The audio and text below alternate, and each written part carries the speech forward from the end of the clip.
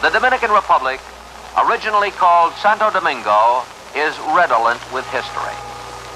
Columbus landed here on his first trip, and here he built the first city in the New World. From this palace, Columbus's son Diego ruled the Western world. And from this very spot sailed the conquistadors, Ponce de Leon, Velasquez, Cortez, and Pizarro, pushing further west for further gold. But for the next 300 years, Santo Domingo became a forgotten backwash. Few spots on earth ever sank from greater grandeur to lower estate. The island's occupation forces included Spaniards and French, Haitians and British, pirates and pestilence, hurricanes and hate. And the United States Marines from 1916 to 1923.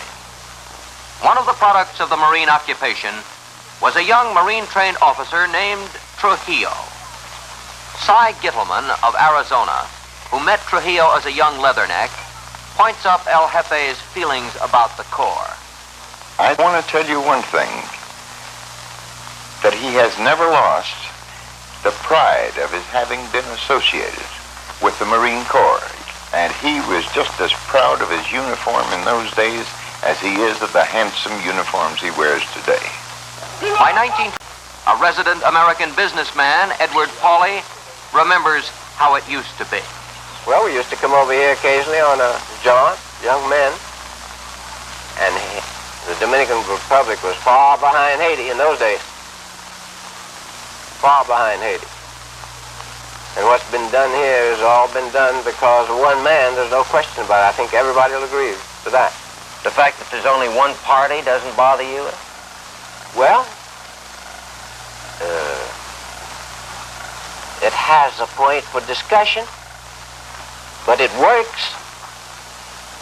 The people are happy. You go out in the country and damn it, the people are happy. Trujillo took over what he described as a nation of men without land and land without men. His people were and are a mixture. A little Indian, a lot black, some Spanish. Almost as vigorously as Haiti emphasizes its African origins, Dominicans call attention to their Indian and Spanish ancestors. The capital city is likely to puzzle a tourist who comes armed with headlines. He lands at a spanking new jet airport. He soon learns sugar is the Dominican Republic's most important product, more than 800,000 tons last year. And more Dominicans work in sugar fields and sugar mills, like this huge one at Hyena, than for any other enterprise except the government. He'll be shown the much publicized but idle fairgrounds, built to celebrate the 25th year of the Trujillo regime, a party to which the world was boisterously invited in 1955, but to which few came. But beneath its antiseptic exterior, Santo Domingo bubbles with its own kind of fun and game. Cockfighting is eminently legal.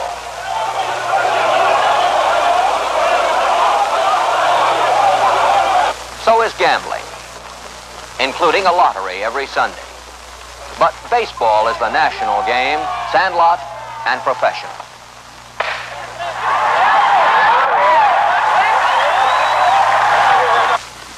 The chosen few play polo.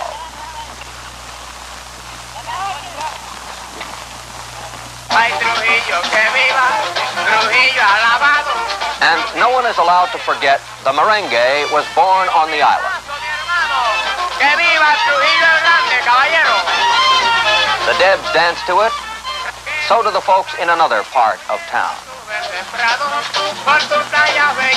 And naturally, the most popular merengue celebrates the Generalissimo in song.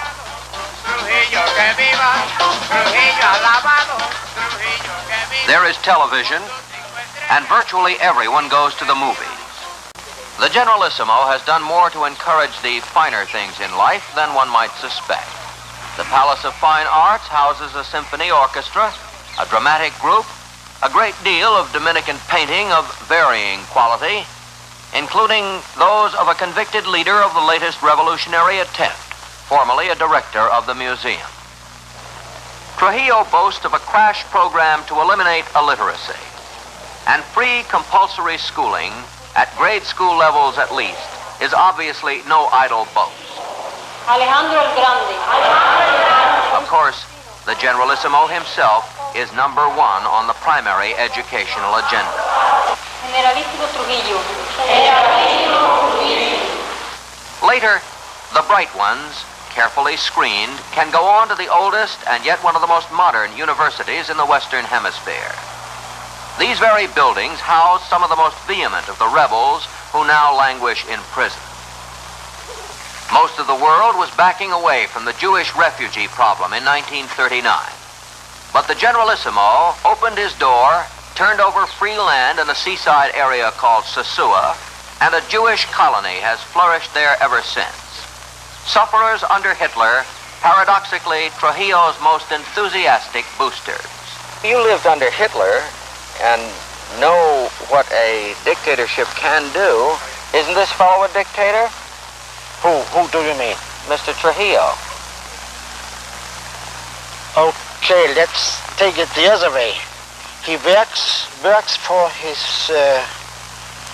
people, and he has done a lot of for the people, and he is not a dictator in the sense of dictatorship. It's a kind of democracy, you know. He didn't stop with Jews. Spanish settlers plow in the lovely Constanza Mountain Valley, and there are 2 settlements of Japanese, of which this family may be typical. The most important qualities of Generalissimo is that he's very human. By that I mean he is a man who really gets intense when there is some trouble or problem with his friends or the people. He's sentimental? Very much so. Very sentimental. Trujillo is easy to photograph. He's a familiar fixture at public functions. He's very accessible to visiting U.S. congressmen, to foreign businessmen with enticing propositions, and even occasionally to newspaper reporters. But no ruler has been more careful about exposing himself to that combination of sight and sound, TV. Arranging a television appearance for the Generalissimo was a 6-month merry-go report. Robert Johnson, his American intelligence analyst. There is change. There always has to be change. You see, here is a people who are still not fighting for the status quo, but fighting for the better standard of living. And that's important to realize, because Americans tend to struggle for that status quo. In other words, I believe that if this country was further advanced along and was satisfied and had a full belly, had a TV set, that there would be a hell of a lot more ferment than there is now. But the idea that they would rather sweat than bleed is what governs society here. As for being an island, it is an island, and it's been a strong point in warding off all this infection. You also have a strong leader here. I don't have to tell you that. Whether or not any nation can remain isolated from a turbulent sea of violence like the Caribbean is another question. First, last June, an ill-fated invasion attempt, by our standards of the comic opera variety. One Cuban-based plane landed here. 56 men, many Dominican-born, fought in these hills for a few weeks. Only a handful survived. This was the last man captured, the notorious Major Delio Ochoa. This man captured him. The peasants greeted the invaders with machetes, not open arms. 2 boatloads of men tried a sea landing at a beach near this one. There were no survivors. Since then, the country has been on constant military alert. Trujillo hastily reinforced his army, already large by Caribbean standards, to the tune of an estimated $50 million, hard cash he could ill afford. For at the same time, drought decimated the sugar, cocoa, rice, and coffee crops, even as world prices crumble. The once proud Dominican balance of exports over imports vanished. Construction projects have been halted. The knife of depression has begun to cut. This is Senator George Smathers, Democrat, Florida, who went to see Trujillo during the current crisis. Do you think we should behave differently toward Trujillo than Castro? Well, I would say that there is this big difference. First, the Trujillo government, while a dictatorship and a cruel, tough dictatorship, it's always been a government that has been friendly to the United States. Now, with respect to Castro's government has, from the very start, evidenced it did not care to work with the United States. Actually, it was anti-United States. The many, many statements and speeches which Castro and his ministers have made, which are all anti-United States. Senator, what did Trujillo specifically tell you he would do to democratize the Dominican Republic? He said he would have elections within the cities of the Dominican Republic within 15 months, that he would have elections nationwide within 2 years. He further agreed that none of the Trujillos would run after I had told him that if they did, no matter what the actual outcome was, people would get the idea it was not an honest election. He said none of them would run. On top of that, he stated that he would invite all the exiles who were out of the country to come back and participate, that they could have a multi-party election. On top of that, he agreed that the OAS or some similar international organization could come in and should come in to supervise the election. But, Senator, isn't it true that although this was publicized all over the United States, none of this appeared in the Dominican press? That's absolutely true. I didn't know it at the time, but they have not been printed. And I must say that sort of shook me up, because immediately after having this conversation with the Generalissimo, I went out and had a press conference at which there were in attendance a number of Dominican reporters. But my belief is, and it's been represented to me, that Trujillo is desirous of making this announcement at the opening of his own session of Congress in his own way, where he wants to make a very big deal and take a lot of fanfare along with it. Trujillo had become chief of staff of the new National Army. The Marines had long since departed. With a reputation as a hard worker, smooth schemer, tough disciplinarian. He shed his first wife, married into a better family, moved into the arena of political plotting and intrigue. And in August 1930 was unanimously elected president. Significantly, all his original opponents either gave up their candidacy or their lives by election morning. The domain he years, Trujillo has become more controversial, has generated more headlines than any small nation ruler on earth. The unhappy pomp and circumstance is part of the show in Trujillo land. Not only because he enjoys it, but also because he thinks the people enjoy it. The wedding of his puppet president brother to the daughter of an old American Marine pal, Colonel Charles McLaughlin, had everything but a Marie Antoinette tossing cake to the crowd at the palace gates. But Trujillo's heirs have apparently inherited mostly those qualities that may make him ridiculous. Not a Dominican considers his sons could carry on. But the old man cannot be dismissed on the basis of a rather preposterous public image. Not even his enemies would say that. For example, in Puerto Rico, round of refusals, half-promises, and sudden alerts filtered down through layers of palace guards bent on shielding him from bullets on the one hand and criticism on the other. But one morning, the word came. Get set and ready to go at the legendary Trujillo Cattle Ranch, breeding station, and country retreat called Fundación. Near his birthplace, Cristobal. The stern warning to make sure no strong lights flashed in the face of El Jefe was the only hint that this would be more than just another chance to see the great star shining in a different part of his sky.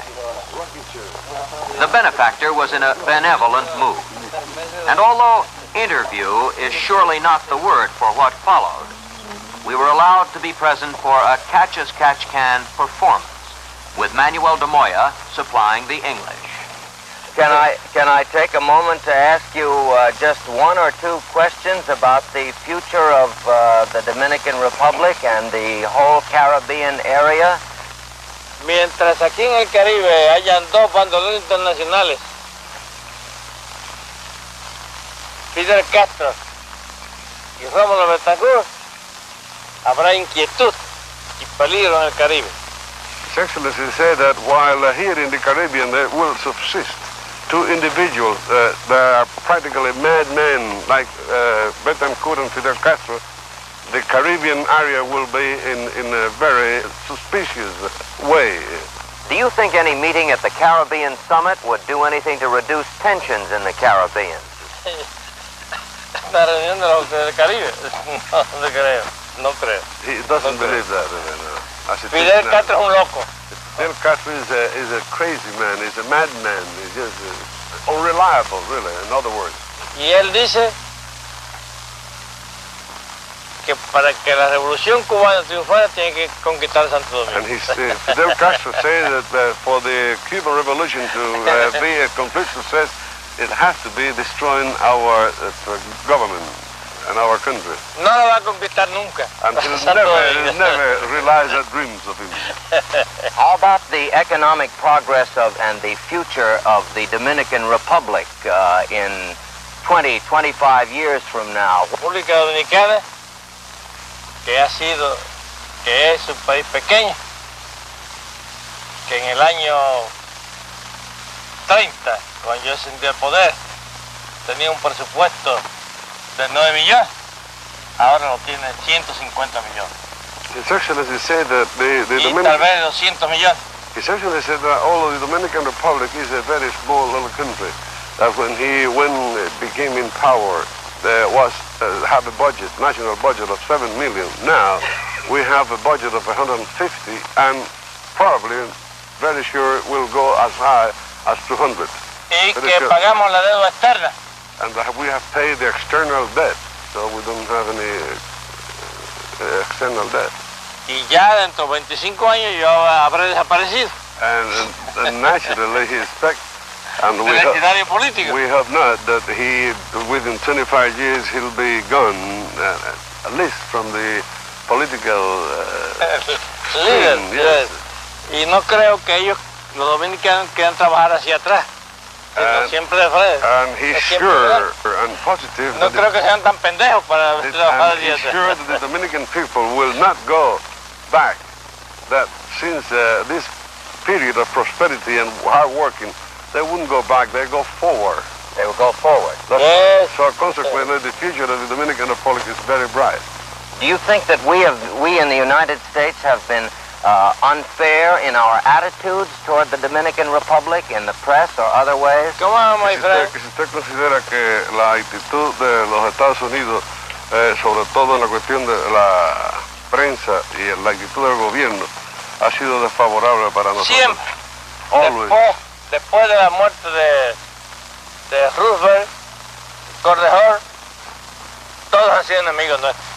Contrario, that after the death of President Roosevelt, as well as Secretary, everybody that have come into power in the United States have been our enemies. Todos contrarios, todos. Generalissimo, do you resent the word dictator? No. Yo soy un trabajador. Y mi pueblo sabe eso. His Excellency said that he doesn't resent that word whatsoever. Because what he is a hard-working man, and the people and our country, our citizens knows that he's a hard-working man. So consequently, what he's done is the benefit for the country. Eso es una especulación de los enemigos. This word of dictator is a speculation word created by his enemies. Yes. Generalissimo, can you imagine any circumstances in which the Dominican Republic would invade any other Caribbean country? De aquí para allá, jamás. From here La Constitución Dominicana lo prohíbe. From here to any country, impossible, because the first thing is this, our Constitution forbids that we do intervene in any foreign country. Well, of all the things you've done in the last 30 years, Generalissimo, what are you proudest of? Las obras que más me enorgullecen a mí son aquellas que favorecen a los pobres. His accomplishments that make him more prouder are the ones that have been for the benefit of the poor classes. Is he concerned about the threat of communism? Is it a real threat? Es una amenaza real, pero no me preocupa a mí. Porque cada vez que se meten conmigo, los voy a batir y llevarán el polvo de la derrota aquí en Santo Domingo. Actually, I say that nationally it is a threat for the Caribbean, but not for this country, because every Morderán el time, polvo de la derrota aquí. because if they ever dare to come here, they'll swallow the dust of the rout. I mean, they'll be routed and with the dust of Yes. disaster. Yes. What about American attitudes and behavior toward Latin American countries? Yo no quiero meterme en las cuestiones americanas, es Norteamérica. Lo han hecho muy mal. Essentially, he doesn't want to go any further in these affairs of because you have done a very bad job. A fellow who owns the country, the cattle, and the cars gets used to owning the reporters. And if the questions begin to warm up a little, why bother with no comment? You just walk away. But later, while frolicking around his hacienda and petting his prize livestock, the benefactor sounded off in several directions, some of them interesting in light of future developments. Retirement. You'll know I've retired when you hear that I'm dead. The Cuban sugar quota. Unfair. The problems of his regime. There are no problems, economic problems here in our country now, whatsoever. The U.S. hasn't made a right move since Roosevelt and Hull left the scene. But neither expansive on-camera performances, nor reassurances in the press, nor denunciations of other Latin American figures could hide the fact that the tough little Caribbean Caesar was up against it as never before. At the moment these pictures were made, the bitter tea of revolution was brewing. Object? Get Trujillo. And from inside Trujillo's palace, Robert Johnson is realistic.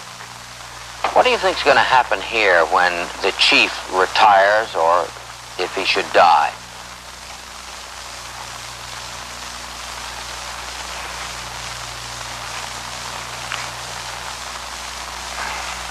A lot of people have tried to answer that question and don't know the answer. Think you do? No, I don't either. No one knows.